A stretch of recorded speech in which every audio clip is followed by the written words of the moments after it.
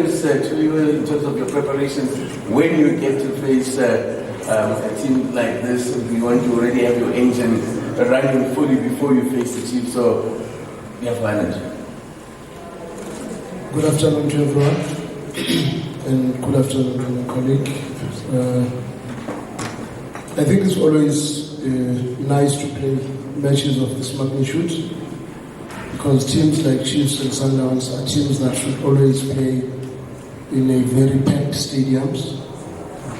I think the justice is just the fact that maybe we don't get enough preparation prior to matches like this, because I guess they only arrived today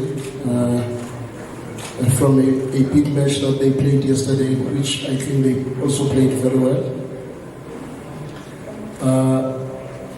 We know it's not one of those easy matches, but one must first have a sense of gratitude, because I think it's a very good thing when two big teams collaborate and do a press conference like this one, because I think personally that sends a very good message even to the supporters that we are not going for war, we are going for a game of football.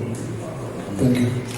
Noma, Coach Mngqithi, we're not going for. It is Heritage Month, and I know you are a very proud man as well. So, Zulu City, is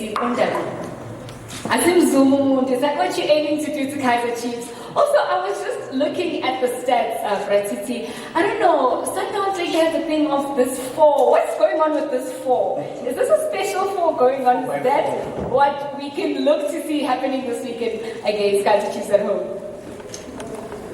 I think we should go to this match with a lot of respect and humility. Yeah. It's still too early for anyone to start thinking we have found our groove. The way Chiefs have started, their transitions, the players they have up front, Gaston is very important for them. Shifaviro is also very important for them. And I must also say the young Shabalala has really stamped his authority. So when you go to this match without respecting the threat that the opponents also present, you will be naive or ignorant.